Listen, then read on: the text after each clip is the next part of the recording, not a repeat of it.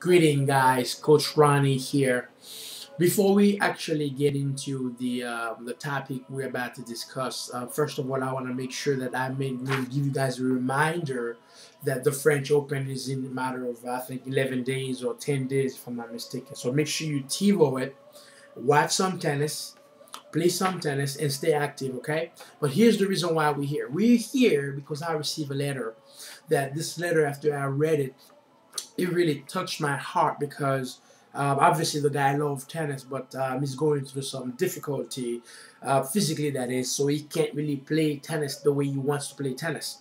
So I'm not gonna read the whole letter, but what I would touch on, it's some of the things that he talked to me about that's important to him, and I figured that I would make a video that would not only answer his questions but probably answer a lot of other people's questions out there. Okay.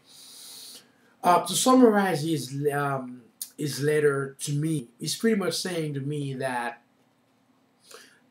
the pace of the sport, it's faster than when he first started with the sport, which I agree.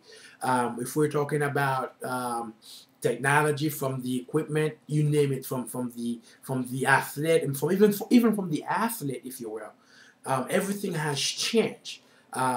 You have to be faster, you have to be stronger, you have to be taller. So I understand. One of the things that he says to me, one of the reasons why we're going to talk about is how he started playing the sport.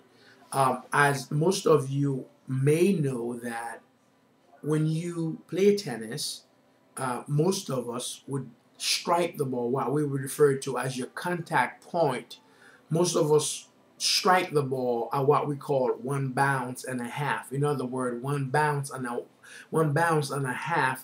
It's normally, if you were to drop the ball would bounce at your waist side. Okay, I promise you guys I will do another video like this, but the next time I do this, I would be on the tennis court so I can mimic what I'm trying to say. Okay, it'll be easier for you guys to see what I'm saying. So anyway, the idea is, he said to me that he no longer can play with the pace of the game because it's too fast.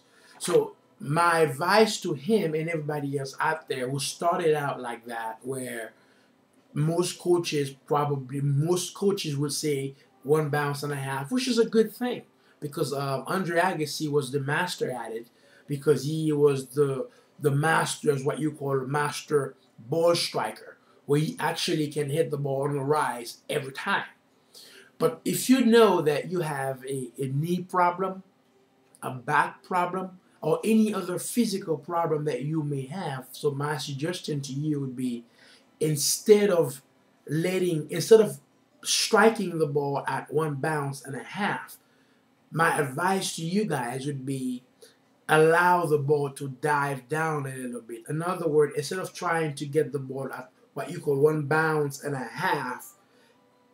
for your contact point, then instead of the half, you will allow the ball to start diving down. So in other words, what I would say is to step back a little bit. If you were standing on the baseline, you would step back a couple of inches, so you're no longer really getting the ball on the rise as much, but you're getting the ball a little later.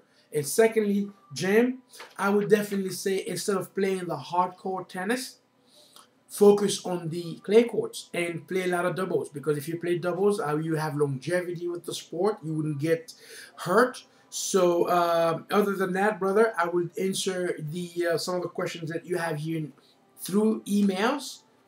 I will see you guys on the other side. It was Coach Ronnie here. Thank you for watching this video. Oh, P.S. People are asking me, how do I send you a video? Well, if you go to coachronnie.info, you will see in the menu bar where you see send your questions. If you send your questions there, your questions will be answered. Now, I do not promise that your questions will be answered through a video, but we do our part to answer most questions. Thank you for watching this video. I'll see you on the other side. Bye-bye.